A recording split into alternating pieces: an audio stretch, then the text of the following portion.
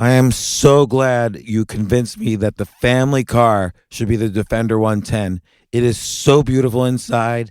It's so comfortable, and it just feels indestructible. Yes, it really is. I've been waiting a long time for the new model to come out. The Defender 110, I'm telling you, it's my favorite car of all times. It's my third one. You know, I have stories of going off-road. The guy managed the group. He was like, what are you doing in this beautiful car? I'm like, I'm going off-road. He's like, are you sure? Because you can use one of ours. And then they look like Mad Max cars. I'm like, no, we're going to do this. And he was shocked. Wow.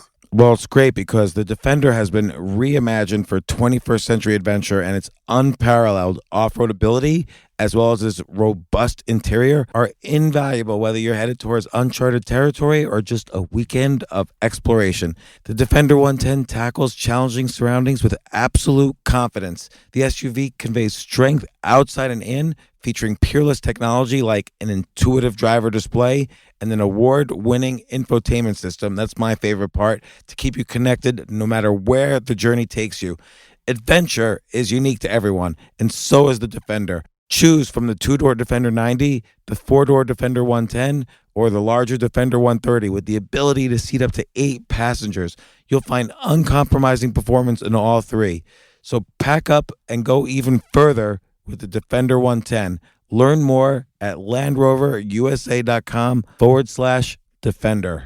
Your daily dose of gaming just got way more epic with the Snapdragon processor powering the Samsung Galaxy S23 Ultra. Snapdragon processors give you the premium mobile experience that triggers your inner champion. Whenever you want, wherever you want. Get ready for edge-of-your-seat performance, advanced customizations, ultra-realistic graphics, and adrenaline-boosting speeds that have the power to move you in more ways than one. Follow us on Instagram at Snapdragon Official. This isn't your average business podcast, and he's not your average host. This is the James Altucher Show on the Choose Yourself Network. Today on the James Altucher Show. Relatively recent history, we're talking like the 1980s and later, we got convinced in believing that we all have a capital P passion. That's an intrinsic trait like our eye color or height, and that really career happiness is a matter of introspection. We do introspection and we discover what it is our passion is, and then we go match that to what we do for a living and we'll be happy. So I studied this question in that book and said that's not how it happens. Passion comes later. Everybody thinks, oh, it's what you started off with or what you were born with or who's in your network or who do you know. But the reality is you got to be so good people can't ignore you. But I don't believe that there's a pre-existing intrinsic match, and if you miss it, then you're going to miss out on passion. Because to me, my research shows that for most people, if you're good at something and can get autonomy and impact and sense of mastery, you're going to love it. So the real question is, what's my quickest route from where I am now to having that level of career capital, that level of ability? Do you think most people actually want to be really good at something? Or do you think most people just want to have more time off to just do nothing?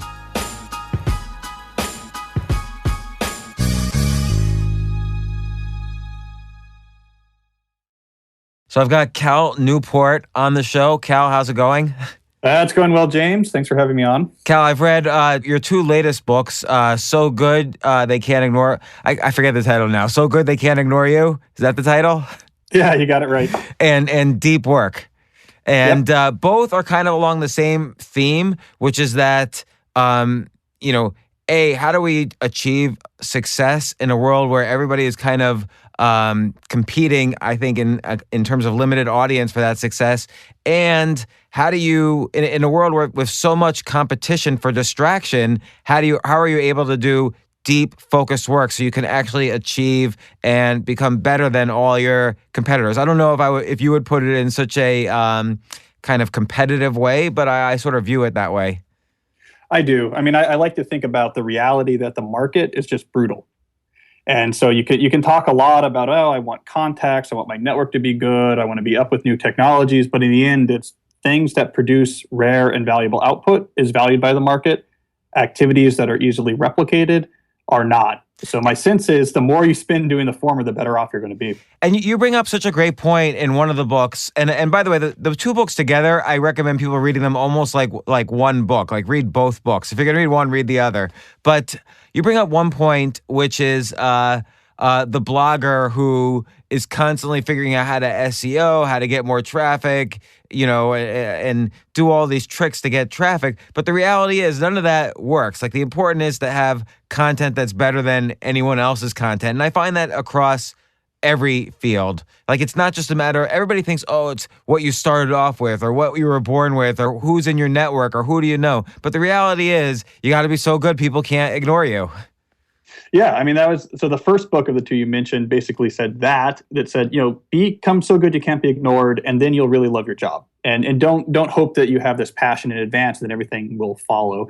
And then people asked, okay, so how do I do that? How do I become so good I can't be ignored? And that led to the idea that deep work, which is this activity where you focus without distraction on something really hard, that has to become at the core of your professional life, which kind of sounds obvious, but it's actually something that's becoming increasingly rare right now at exactly the same time that I think it's becoming increasingly valuable. It is becoming increasingly rare because I find even with my own work, whether I'm writing or reading or doing or researching a podcast, I find that it's so easily to get distracted by like Twitter, Facebook, email, Instagram, playing games online. There's so many distractions out there, phone calls. I think that's the bane of work existence now. That's like the common way in which people work now, as we communicate on this tiny device like the smartphone where 1,000 other distractions exist. So they're right there on the exact place where most people do their work. Yeah, exactly. And there's a multi-billion-dollar attention economy behind making those things as distracting as possible. There's very smart people working to make sure that as soon as you get anywhere near that smartphone, that you're not going to turn your attention away anytime soon, which to me, as someone who uses my brain for a living, is as scary as, cigarettes should be if you made your living as an endurance athlete. Well, I want to kind of get some stories first and then your story. So like, obviously the first book comes from an interview between Steve Martin and Charlie Rose. Tell me that story. Yeah, it's a famous interview from, I think, 2006 with Steve Martin being interviewed by Charlie Rose. And towards the end, Charlie says, what's your advice to people who want to be successful entertainers? And what Martin said is, I have an answer I always give, and no one wants to hear it, right? They want to hear, here's the secret to getting an agent. Here's the secret to getting the right connections. But he says, the advice I always give is be so good they can't ignore you. If you do that, good things will come. And that really struck me at an important point pretty early in my career as an academic, when I was also fiddling around with, do I have the right marketing for my academic topics? Have I found the sort of the glitzy, is my website looking right? Do I have the glitzy direction? And that turned me around to say, no, what matters is do what you do really well. Be so good you can't be ignored, and all this other good stuff will come. And that was sort of at the core of that first book, that's at the core of building a working life that you love, a meaningful working life, successful working life, is that simple adage. Well, and then, and this is related to other stories in that first book, Steve Martin kind of took it to the edge of comedy. He kind of mastered all these different skills, like let's say playing the banjo, let's say being, he had magic tricks, he was a clown, he obviously learned everything he could about stand-up comedy, but then he took it to what you referred to Stephen Johnson's books about the adjacent possible. So you take it to the cutting edge, and then what's next? And so with Steve Martin, he became so good, nobody could ignore him by kind of figuring out something new in comedy, which is make a joke and leave and have no climax to it, have no punchline, leave the tension sort of hanging there, which was very unique at that point in comedy. Yeah, he innovated. And innovation's important because a lot of people like this idea that I want to do something new. I want to have an innovative idea. It's going to be different than what other people are doing. But the argument I made is that if you actually study these type of innovations, they don't come out of nowhere. They don't come at the very start of your journey in a given profession. Almost always, you have to get to the cutting edge of your field, which just requires a lot of deep work and hard work. And only once you're at the cutting edge are you actually equipped to notice these new reconfigurations from which innovation comes. So if you're sitting in your dorm room saying, I'm going to come up with the nonprofit idea that's going to change the world. If I could just have the right idea, everything would follow. You're thinking about it wrong because you haven't done the hard work yet of mastering a field and getting to the point where these type of innovations suddenly become more obvious. And then this is related to the idea that everyone, I get these emails. I'm sure you get these emails, or actually you don't even really read your emails, but I get these emails. oh, I'm 28 years old. I haven't found my passion in life yet. And you addressed this many times about kind of the notion of passion and the relationship between that and success and deep work. If you're not at the cutting edge of a field, you might not even know if something's your passion or not yet. Yeah, I mean, this is why I got in a lot of trouble with that book, is that the log line for it essentially is follow your passion is bad advice. And I went around and gave talks about this and did a lot of interviews about it. And people's initial reaction was sort of uniformly hostile to that idea because but to your point, like you can't find your passion if you're sitting in your dorm room. If you don't even know anything about the fields that interest you, you might not know what you're passionate about. right. And this even the word irritates me because we got convinced into believing in relatively recent history. We're talking like the 1980s and later. We got convinced in believing that we all have a capital P passion. That's an intrinsic trait like our eye color or height, and that really career happiness is a matter of introspection. We do introspection and we discover what it is our passion is, and then we go match that to what we do for a living and we'll be happy. So I studied this question in that book and said that's not how it happens. Passion comes later. Passion almost always follows, if you actually follow people who love their work, after they start to get really, really good at it, after they get to the cutting edge. There's exceptions, but they're really rare. It's like 9 out of the 10 people I talk to who are passionate about their work did not start with a pre-existing passion. So I was really trying to invert that script. Passion follows you. It's not something that you start with and then use as the basis of decisions. Don't you think, though, like people have some initial talent or passion, which is almost like the ignition key? So like Steve Martin initially was attracted or had a passion to performing, hence he started working, and you have many stories. I keep focusing on the Steve Martin story, which is a relatively old one compared to all the other stories in your book. But he did have some initial passion for performing and comedy and being a clown and playing, that was like and he had some talent too. Even though it took him, as he mentions in that same interview, it took him 10 years of hard work every day before he achieved some success. But it was kind of the ignition key which started the car.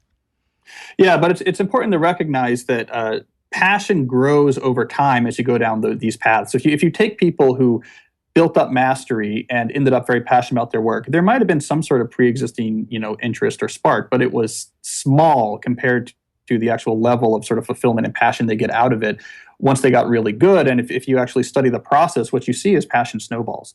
So, my framework is as you get good at something that's rare and valuable, that gives you leverage in the marketplace. The metaphor I use is you acquire what I call career capital. It's the investment of this career capital or the application of this leverage that allows you to start shaping your working life in ways that resonate. It's what lets you get more autonomy. It's what lets you get more of a sense of mastery, which makes you get a sense of impact. And this is where passion actually comes from. So how you actually choose what to do? Well, if you already have somewhat of a talent, okay, that's a good thing to leverage. You'll get your career capital quicker. If you've already become involved in something for whatever reason, and you've already started the skill acquisition, well, maybe stick with that because it'll short circuit it. But I don't believe that there's a pre-existing intrinsic match. And if you miss it, then you're going to miss out on passion. Because to me, my research shows that for most people, if you're good at something and can get autonomy and impact and sense of mastery, you're going to love it. So the real question is, what's my quickest route from where I am now to having that level of career capital, that level of ability? Well, so 2 points on that. One is you mentioned the book Little Bets by Peter Sims. So it's almost like you could say, there's many areas where I might have potential passion or talent, and I can try each one of these things at least initially and see which ones start to flourish for me. And that's what kind of pointing to the direction of where I want to go and where I want to build career capital. But do me one favor and define career capital and what that means and how people can leverage it. Yeah, so career capital is essentially the sort of the quantity of rare and valuable skills that you currently possess. So the more rare and valuable your skills, the more, roughly speaking, you can imagine career capital that you've invested. On the flip side, the more desirable a trait is in your working life, the more career capital you need to get it. So if you want to live by the ocean in California and work 1 week a year or something, hey, that might be great. Okay, that's going to take a lot of career capital to get there. On the other hand, if you want to maybe have some more flexibility in your work hours and have some location independence and be okay with finances, that might not need as much career capital, but would still need some. So it's just a way of thinking, instead of talking in terms of how much do I like this? Is this the right thing? You instead say, what traits would I rather have in my working life? Do I have enough capital to do that now, or do I need to get some more? This is kind of off to the side, but do you think most people actually want to be really good at something, or do you think most people just want to have, more time off to just do nothing? I'm just curious. Like you're in an environment. So just to set the background, you're a tenured professor in computer science at Georgetown. You and I both majored and went to graduate school in computer science. Obviously you're a very hard worker. You want to succeed. You've written all these books at a very young age. You've achieved some success. Do you think most people want that? Well, the thing is, though, is not most people maybe don't, but almost anything that people do want in their career is going to be most easily acquired if you have career capital. So let's just say I don't want to work that much. You probably want to couple that with, and also I don't want to be, destitute. So I don't want to work that much maybe, but also I want to have enough money. I'm not worried about it. How do you get there? Career capital. So give me some examples. Right. So I talked about a database developer in the book, and this was basically what she wanted to do. She wanted to not work the full year. She wanted to spend 4 to 6 months a year in Thailand, I think it was, where her family is. And so the way she got there is very systematically and aggressively became too good to be ignored in her actual field of database development. That gave her career capital. She could use that as leverage to change the terms of her work. And she could have these contracts that lasted 6 months, were more than lucrative enough to fund the other 6 months. It's a clear sort of career capital invested for autonomy. She's not trying to be Bill Gates. She's not trying to make a fortune. She built skill and used it to actually create a life that you might say is really low key. So how did she be so good you can't ignore her in a field that, again, there's a million people in that field? Yeah, so I actually somewhat painstakingly followed her process from getting into the computer industry with no background, which was as a quality assurance tester. And just step by step at every stage, she said, what would be valuable here? And then did the deliberate work to get better at that, and then leverage to the next stage. So her very first step was figuring out how to script and automate these QA testing routines that her and the fellow QA testers were doing. That got her in charge of a QA group, and then repeat that pattern for 3 years. And she's able to strike out on her own with a lot of big contracts. You mentioned the phrase deliberate work, which is, I'm assuming, related to Anders Ericsson's notion of the 10,000-hour rule and deliberate practice. Why don't you define deliberate work? Because I think that's very key to how to achieve success in a field. Yeah, so it is reference to deliberate practice. I mean, deliberate practice is the consensus in the field of performance psychology of how do people get good at hard things. And what we know now, and it sounds obvious once you hear it, but there's actually a lot of debate about this, 20, 30 years ago, that the way you get better at something hard is you actually have to practice it in a way designed to make you better. So as opposed to just like playing thousands of games of chess and not getting any better at all, there's tweaks you can do to those thousands of games that actually do make you better. Yeah, I mean, these were the two competing theories at the time. One was repetition. If you do something enough, you get better. All right, it's not the case, right? I mean, once you get reasonable at chess, if you keep playing chess games, you're not necessarily going to get better. The second theory was, it's knowledge. You have to learn more. The more you learn about how chess works and the strategies, the better you get. And it turned out neither were right. What you actually have to do to become a grandmaster as quickly as possible is you need to do lots of training sessions with an instructor who can continually push you just past where you're comfortable to keep improving your repertoire skills. And so this is the deliberate practice hypothesis. The 10,000 hours observation is something that is creating sort of needless controversy. So it's something it's kind of misunderstood, and forget about that. Forget about that. What matters is if you want to get better, you got to be stretching yourself. Just doing something time and again is not going to make you better. That's really the message that Anders would want people to take away from his work. So give me some other examples, because you have tons of great examples in both your books. Yeah, well, I mean, to understand deliberate practice better, I had this question I thought was nice, which was I knew this professional guitar player. And him and I had started playing guitar at the same age, more or less, in our life. And so he's younger than me, but he was in his 20s. This is Jordan Tice. Tice. Jordan Tice. He's a very successful guitar player. I played guitar a lot, all throughout junior high school and high school. I was in a band. We played a lot. We recorded things. And I was mediocre at best after that much time. So I went and hung out with him at this sort of musician's house where he lived, where it was, banjo players sleeping on the floor in the living room, and the bassist was, in the kitchen. And I said, can I just watch you practice? And that that showed me right away, okay, here's why he is a nationally known musician and was not at this age. Because if you watch him practice, it was almost painful. He was trying to learn a lick, and it's hard. It was very quick finger movement, and he couldn't quite do it. So he kept doing it again and again, just a little bit faster than he was comfortable. He wasn't just playing at the speed he knew how to play. He was trying to push himself a little bit faster than he was comfortable and see how far he could get before making a mistake.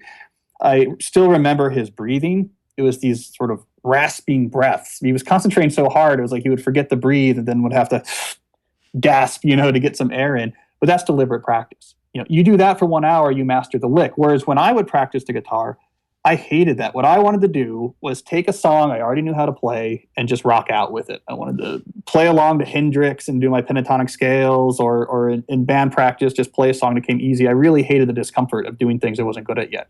But that's deliberate practice. That's how you get better. So to summarize it, doing things that are just slightly out of your comfort zone, doing things that are uncomfortable for you that you don't necessarily enjoy, but will improve your skill. Yeah, stretch. Yeah, it's just like muscles, right? I mean, if you got to lift the weight beyond what you're able to do easily until you get muscle failure. Same thing with the brain. You got to push yourself past where you're comfortable with clear target and clear feedback, and that's what stretches your mental muscles, makes you better. So part of that also is like you're when you're identifying his practice, and you do this throughout both books. One kind of interesting thing that comes up is the fact that all of these people who are doing deep work and being so good they can't be ignored are not on Instagram or Facebook. So they're not kind of like doing 10 minutes of programming or playing the guitar or farming or writing or whatever and checking their emails. They're ignoring that completely. And in fact, many people, like you mentioned the case of Neil Stephenson, who's a great science fiction writer, futurist writer, who very deliberately and kind of almost ironically does not even have email. It's just key to this is avoiding all these distractions.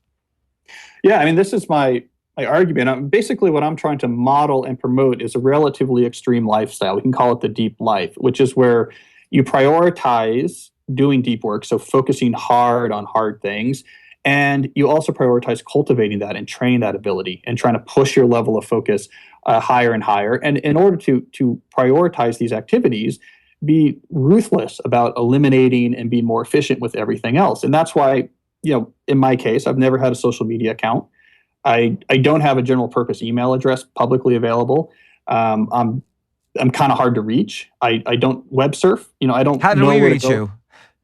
Well, so what I have is an opportunity address, which is great. Which says, if you have an interesting opportunity, I might be interested in send it here, but just know that I'm only going to respond if it happens to match my interest. So there's no obligation that So there's no way that just as a reader, for example, you can just, hey, let's start up a conversation. And there's pluses to all these things. There's pluses to being more available to your readers. There's pluses to being on social media. But by ruthlessly prioritizing your ability to focus, my claim is it's like a superpower. I mean, it is not about you'll be a little bit less distracted, you'll be a little bit more productive. It's about multiplicative factors, more productive and more satisfying. I mean, it's kind of an extreme stance I'm taking, but it's basically the stuff that requires hard focus and pushes your skills to its limit is by far the most valuable, important stuff you can do. And all the other stuff that's easily replicatable, I mean, any 16-year-old with a smartphone can do social media.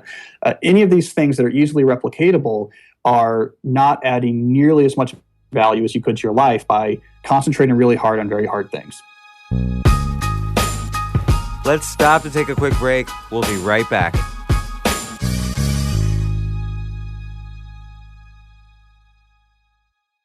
Powered by Snapdragon, the Samsung Galaxy S23 Ultra elevates your photography to epic new heights. Snapdragon processors deliver a color experience like no other, with sharp, industry-leading 8K video capture. You can also snap images in 200 megapixels, capturing more detail than ever. And those late-night blurry pics are a thing of the past, thanks to next-level night mode. Experience powerfully moving premium photography, only with Snapdragon. Follow us on Instagram at Snapdragon Official. You can crush your fingers and all your toes during a data center migration. You can knock on wood, pluck a dozen four-leaf clovers, or look to your lucky stars for a successful office expansion. You could hold your breath, shut your eyes, and say all the well wishes to help avoid cyber attacks. But none of that truly helps you. Because next level moments need the next level network. With the security, reliability, and expertise to take your business further. AT&T Business, the network you can rely on. AI might be the most important new computer technology ever. It's storming every industry and literally billions of dollars are being invested. So buckle up. The problem is that AI needs a lot of speed and processing power, so how do you compete without costs spiraling out of control? It's time to upgrade to the next generation of the cloud, Oracle Cloud Infrastructure, or OCI. OCI is a single platform for your infrastructure, database, application development, and AI needs. OCI has 4 to 8 times the bandwidth of other clouds, offers one consistent price instead of variable regional pricing, and of course, nobody does data better than Oracle. So now you can train your AI models at twice the speed and less than half the cost of other clouds. If you want to do more and spend less, like Uber, 8x8, and Databricks Mosaic, take a free test drive of OCI at oracle.com/advance. That's oracle.com/advance. oracle.com/advance. So I like this phrase, deep life. So prioritizing it, like understanding that, I'm rephrasing you, but understanding that you need to do this to have kind of a deep work sort of life or to be so good that they can't ignore you, and then cultivating it. So actually, doing the things necessary to get this deep life. So what other things can one do to kind of create this cultivate this deep life and eliminate these distractions or do whatever else it takes? Right. Well, I mean, there's a few things relevant here. I mean, a key point that's often missed and that's relevant is that the ability to focus is a skill that has to be trained. So this throws a lot of people off because people think about focusing like flossing, a habit. They know how to do it. They just need to spend more time doing it would be good for them. And the reality is actually it's a skill like playing the guitar. The more you practice it, the better you are. And if you haven't been practicing it, just like you wouldn't expect to pick up a guitar and start jamming if you've never played before, if you haven't really practiced or tried to cultivate your ability to focus, you'll find a deep work session to be frustrating and ineffective. So that's sort of the first thing I try to put out there is that this is a skill and it's hard to cultivate, but it's very, very valuable if you do. And then, of course, there's a whole sort of collection of strategies for how you then build your life around deep work, which is like sort what? of more on the strategic side. All right. So, for example, you have to have some sort of philosophy of scheduling for where deep work plays a role in your life. You can't just go through your day and say, at some point, I hope that I just have this feeling that I don't have much to do and I'm in the mood to focus hard. You'll never do any deep work. Deep work is hard. It's cognitively demanding. It uses up energy. Our brain does not like to use up energy if it doesn't have to because food used to be scarce. So you're never going to naturally drift towards deep work. So you have to have some sort of ironclad scheduling system. This is the role that deep work plays in my life. And then you need to couple that usually with rituals around the actual deep work sessions themselves. Again, it's all combat with your brain. You do all this combat with your brain to get it to actually go into these states of deep concentration. It seems like, I hear this a lot from people that kind of a key to success is fighting your brain. Because we're humans and we develop this amazing ability to adapt to new situations. That's why our brain is better than that of any other species. But depending on how you define better. But at the same time, to actually achieve success, we have to kind of fight these inclinations our brain has because we're sort of in this society that's quickly, where the society has evolved faster than our genes have evolved. So a lot of it is battle with our brain. And what are some of the ways that the brain tries to slow us down? Well, I mean, one thing you have to be aware of is the phenomenon of attention residue, which says that if you switch your attention from one target to another, the original target is going to leave a residue in your brain, which can stick around for quite a long time. And what's an example? It sounds fancy, attention residue.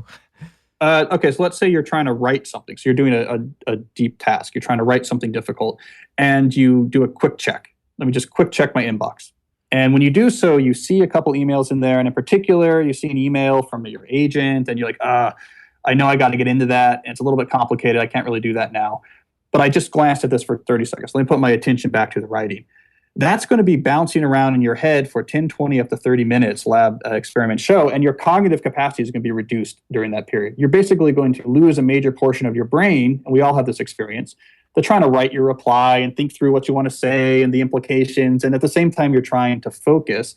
And this is a huge problem right now for knowledge work. There's a lot of people who think they don't multitask. What they're still doing are these quick checks. They're like, no, I'm just doing one thing at a time. But I mean, obviously, I got to just do a quick check of that inbox and a quick check of the phone. And it puts you in a state of continual reduced cognitive capacity. It's like you're taking a reverse nootropic drug, like a drug that actually makes you slower and dumber, while you're doing your work. But our brain isn't. It wasn't evolved for prioritizing intense focus. So when we glance at something, that's able to actually take over a mechanism. There was no selective pressure to sort of help us very quickly get our attention back. So you have to really fight that. And for example, when doing deep work, say, I have 0 distractions. 10 seconds glancing at something means this is a failed session. That's fighting evolution. That's fighting the way our brain's actually wired. So what's your story? Like, who are you? Why'd you get interested in this? Yeah, well, 2 ways. One was after I wrote So Good They Can't Ignore You, where I said, hey, if you want to love your working life, get really good. People had an obvious follow-up question, which was, okay, how do I get really good at things? Like, let's say I buy this premise and passion will follow skill. How do I get really good at things? And in some sense, deep work is the best answer I have. But second, I needed to be as good as possible if I was going to try to succeed in my day job. Right? I'm trying to get tenure. I needed to produce at a high level. So I was very interested in trying to understand what matters and what doesn't in my own sort of quintessential knowledge work type career. And so I started writing more and more and clarifying this topic, and eventually turned into a book. And so your quote unquote day job, as you say, is you're a professor of computer science. What's your research at Georgetown? So I'm on the theory side. I work on the theory of distributed algorithms. So I don't really touch computers much. More whiteboards, if that makes sense. So and do you find it what do you enjoy more? Kind of, it's almost like you have 2 lives. So you're a professor of distributed algorithms, which requires obviously deep work and hours of thinking and concentration, and then proving theorems and publishing papers and so on. And then I'm on your email list, so you send out emails a couple times a week. You've written these books that are widely read in kind of the motivational community. Which do you enjoy more? Or is one distracting to the other? Neither. Well, I mean, first of all, I would describe the writing section of my life as also very deep work centric. So, I don't, as I mentioned, I'm not on social media. I don't make myself generally available. I mean, what I do is once a week, I write a blog post. And then when I'm working on books, I usually get up early and I'm thinking and writing books. It's actually a very deep existence, my approach to writing. I don't do any of the audience engagement stuff, or almost none of the audience engagement stuff that's all conventional wisdom now. And it turns out it doesn't really matter. So that's good. Well, why is that? Because I write quite a bit, and I do some audience engagement, and I find it to be an okay way to kind of build audience. Like if someone wants to, if I'll go on other people's podcasts, for instance, you're going on my podcast, this is a form of audience engagement for you. So some things actually are effective. You kind of have to pick your targets. Well, it's not that it's not effective, but for an individual author, and your situation is going to be different, because you could sort of explain what you're doing as more of a media company, right? And it's a very different thing, I think, if a company using social media to help market makes sense because everyone else is on it. So why not take advantage of it? But as an individual author, the general rule of thumb I can discover is you'll convert 1% to 2% of your audience maybe into book sales, right? So for someone like me, and I don't mind talking about numbers, my blog will have maybe like 100,000 unique visitors a month, and that'll translate to 1,000 to 2,000 pre-order sales of a book, which is nice. And I've talked to some more prominent authors that have larger audiences, and it scales just nicely. People have 5 times that audience, it translates to 6,000 or 7,000, pre-orders, and it's fine, but that doesn't really it doesn't massively move the needle. So in other words, just the mathematics aren't there for me. If I spend a lot of time fracturing my attention in audience engagement, at the other end, it might be 500 sales, might be 1,000 sales. And that's not worth it. In other words, that's not enough ROI for fracturing my attention, because that's going to make my life harder. I'm not going to get as good. I'm not going to produce books that are as good. I'm not going to think as deeply.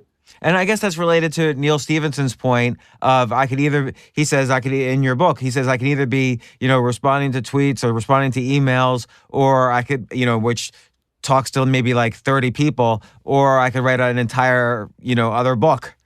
Yeah. Yeah. He said, there's 2 artifacts I could leave behind. a bunch of email conversations I had with individuals, or one book that'll be read by hundreds of thousands of people for years to come. And he said, I want the book. I think is a better use of my time. And so he says, don't invite me to conferences. His website's funny. It says, okay, you can try to invite me to speak, but I am going to charge you like an outrageous fee and have annoying demands. So that's what he puts on it. He started using social media, but then felt the need to write a whole essay about why he's bad at social media and don't expect him to be good at social media, which seems like he probably could have just not used it in the first place. But yeah, he's my idol. He said he gives up some advantages in order to have much more massive advantages in another part of his life. Boy, I say yes like far too much to. I try to say no as much as possible. Even wrote a book called The Power of No, but I end up saying yes to probably a few too many conferences to speak at. I need to. And then here's the problem I have. I say yes, and then a week before I'm supposed to speak, I regret it, and I write them at the last minute in maybe 50% of cases backing out, which is really bad. Yeah, it's the worst. I have that exact same effect. It's like, oh no, I actually have to go to Arizona. This is going to take forever, and I have to give this talk. And yeah, I'm with you. So I try to say no. Yeah, I have to speak at a conference in Arizona actually in a few months. Yeah, so it's just a little bit too inconvenient to make the flights work, as you probably know. It's more time than you think. And right. Yeah. Well, I have this philosophy in the book, which I think is relevant, which is I think when it comes to like tools, for example, in your life in the digital age, that most people are adopting what I call the any benefit mindset, which says, hey, if this tool has any possible benefit, or if there's any possible interesting thing I might miss out on if I don't use it, that's justification for me to use the tool.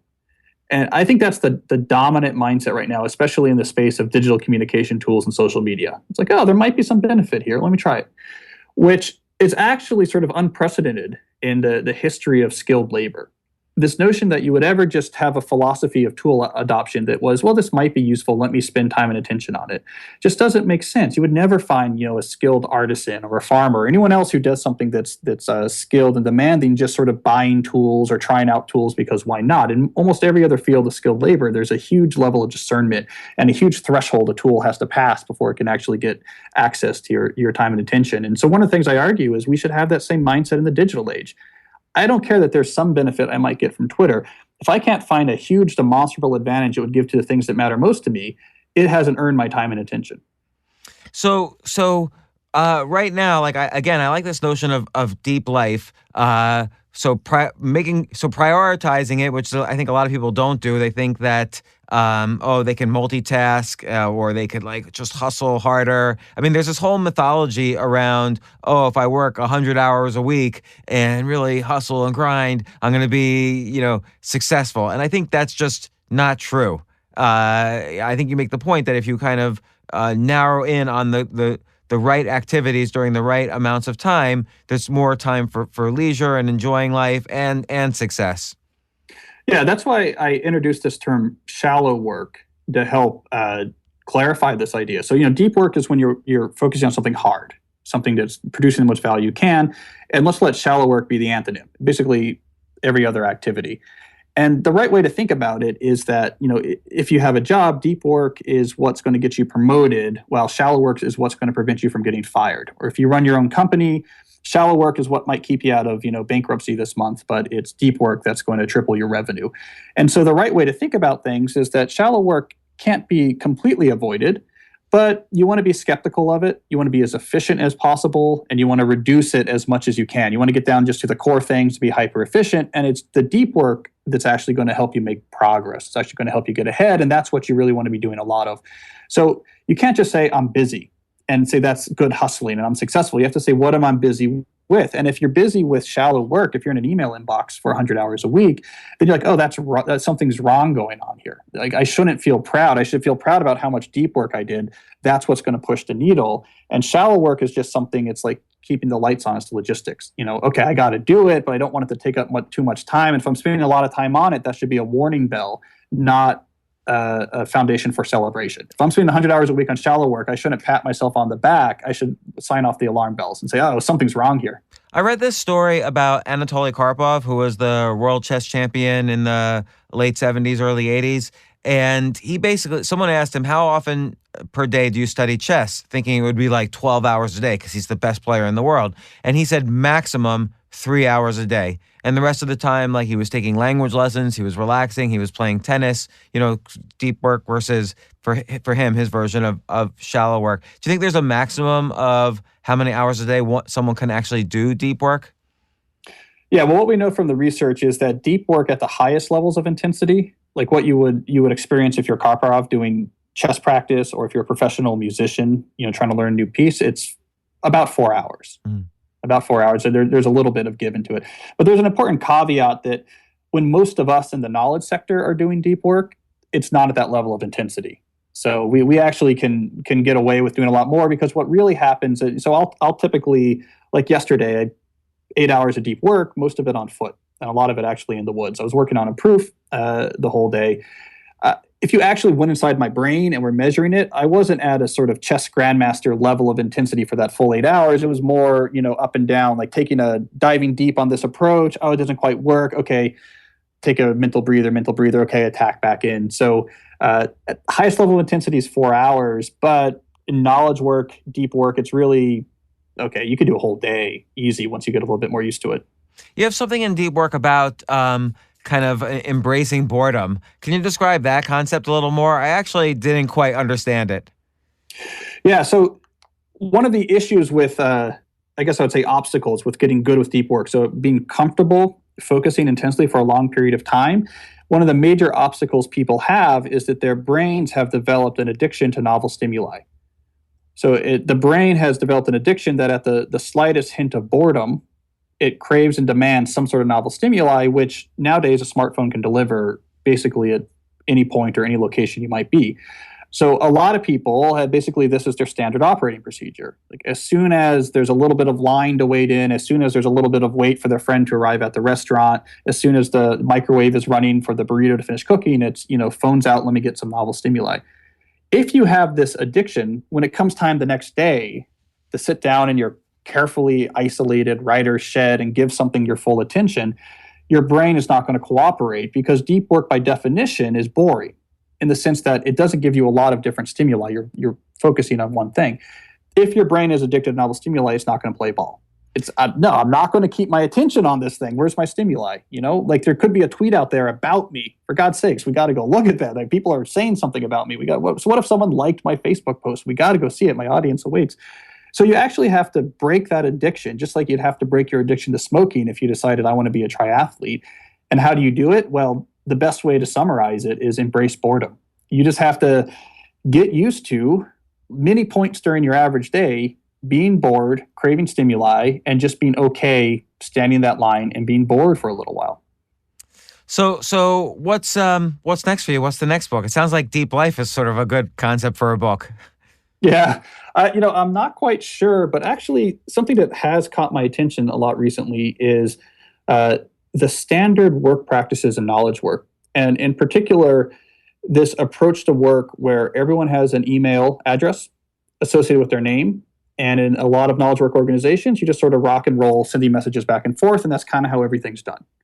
And so the business is just driven by this sort of ad hoc, on-demand communication all day long. Like the fish in water, right now we just think this is what it means to work in the knowledge age. You have a Slack channel or an email inbox, and you just communicate with people. But I've been solidifying this hypothesis that this is actually probably like a very early stage and naive approach to knowledge work. Knowledge work is very new, and that we're going to see a revolution towards sort of much more specialized, much more productive and fulfilling workflows. That the age of just everyone having an email address, their name at company.com through which everything flows is going to come to an end. So I'm working on solidifying that idea and peeking a little bit into what this future might look like. Earlier we were mentioning how, people kind of too quickly try to figure out or get disappointed in the idea of what's my passion. And I guess replacing the word passion with the word goal, when do you think this idea, I have to have a goal in life, or I have to have goals, period. People have 10-year, 20-year, 5-year goals that they think that if they're not on track all the time, then they're a failure. What's the history of goal making? Like, when did people start thinking, I need a goal in life? Because clearly 200 years ago, people didn't have goals. Like, they just wanted to live. Yeah, it's an interesting question. I mean, I actually have looked some into it. And I don't have a great answer other than, as you said, different periods looked at these type of issues quite differently. Like if you go back to the ancient Greeks, they didn't talk about concrete goals. They talked about sort of pursuit of excellence, this arete notion, excellence in sort of reaching human potential and flourishing, as Aristotle writes about, which was more of like a process focus, that you're trying to flourish in life. It's not, okay, I want to, whatever, lift a heavy stone this weight by this age. Certainly in a lot of Eastern philosophies, the notion does not exist like that. If you look in Taoism, for example, this notion of like, I have a concrete goal I'm going after is sort of antithetical to many of the core ideas. It seems like in the American setting, it picked up. And I'm not even quite sure exactly when, it picked up to the way it did. I mean, if you really study, let's say, the founding fathers era in the history of the country, their things were much more about causes than I would say goals, right? If you study their writing, it was not so much I want to accomplish this, this, and this. It's more like I want to support this cause, or I want to dedicate my life to this, seem more common. So I don't know if this is like a Dale Carnegie type transition. Are we talking early 20th century? But it is helpful. I think you're absolutely right to note that it's a very specific idea in a very specific moment. We shouldn't think of it as synonymous with what it means to live a good life. So in addition to your two excellent books, and also you've had other books like, about studying and how to be a successful college student, how to be a successful high school student. I think these are excellent reference books for all sorts of people. But what other books would you recommend about the notion of, achieving excellence or deep work or all of these different topics? I mean, I've always been a big advocate of biography as the best way into understanding these type of personal development, business success type notions. You take biographies of someone who what they did and how they lived resonates with you. Find the best biography you can, and then extract the lessons out of there. I mean, if you read, for example, The Rise of Teddy Roosevelt, fantastically written biography, you're going to see a playbook for deep work. Well, and Teddy Roosevelt was a big example, probably the oldest example for you in deep work. I mean, that guy went from writing his first book when he was like a teenager about birds to being president of the United States 25 years later. It's a good example of deep work.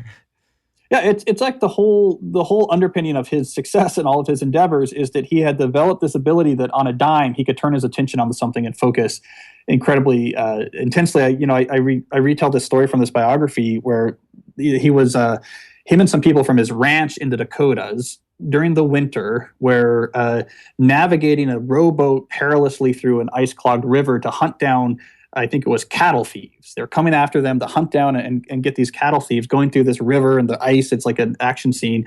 And Roosevelt's like, oh, here's some downtime. He puts a blanket over his head to block out the snow so that he can read Matthew Arnold's book that he had brought with him, trying to understand some sort of complex, philosophy. That was Teddy Roosevelt. He could just focus with such intensity that he was able to produce, which I like to underline because, again, when it comes to deep work, people think about it as, oh, it'd be nice to be less distracted and maybe I'd be a little bit more productive. And it's much, much more significant than that. It's orders of magnitude almost productions. It's Teddy Roosevelt, writing books while in law school, while running for office.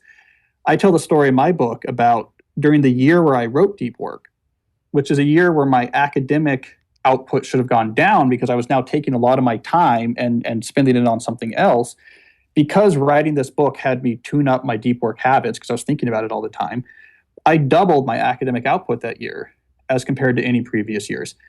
That's an example of the type of results you get from this. It really is more like a superpower. I mean, if you really cultivate this ability, you're not going to be a little bit more productive. It's like massively more productive. Well, where's the role of disappointment in this? So, quick example, you've recently achieved tenure at your job as a professor at Georgetown. Congratulations. What if you had not, for some reason, achieved tenure and suddenly you were disappointed? I imagine like you had spent 10 years of your life going for this position. What if you had not achieved it? Or what if you had not published the book you wanted to publish or whatever? How do you kind of take some of these deep work concepts to deal with disappointment? Yeah, it would have been disappointing. But maybe what this brings us back is to one other attribute of deep work, which we haven't really emphasized yet, which I think is just as important, which is it can be incredibly satisfying in itself. And so this is the safety valve you have in a deep life. It's, craftsmanship is hard, but human beings seem to be wired to really resonate with honing a craft and applying a craft.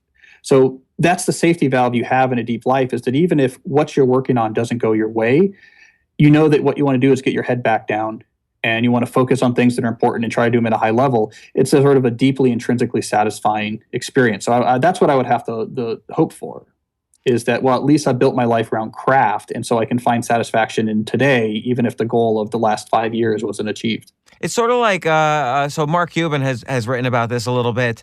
He basically says you don't get good at what you're passionate at. You get passionate about what you're good at. So you become good at something, and this is what gives you pleasure and then ultimately success, because you'll feel the need to do this flow or deep work on it.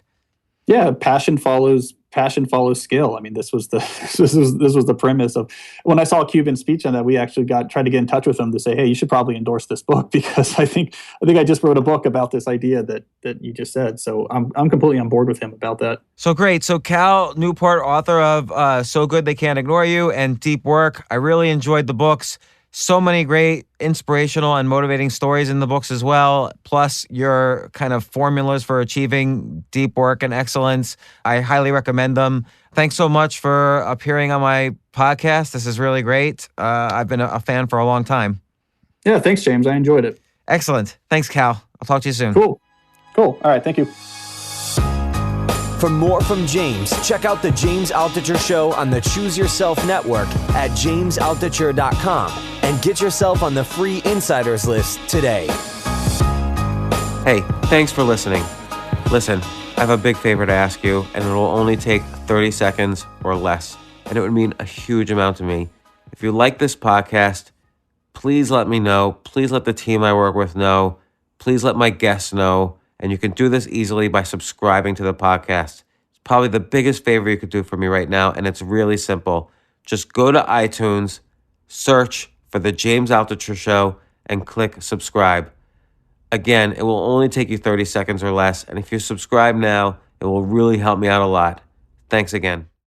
Your daily dose of gaming just got way more epic with the Snapdragon processor powering the Samsung Galaxy S23 Ultra. Snapdragon processors give you the premium mobile experience that triggers your inner champion. Whenever you want, wherever you want. Get ready for edge-of-your-seat performance, advanced customizations, ultra-realistic graphics, and adrenaline-boosting speeds that have the power to move you in more ways than one. Follow us on Instagram at Snapdragon Official.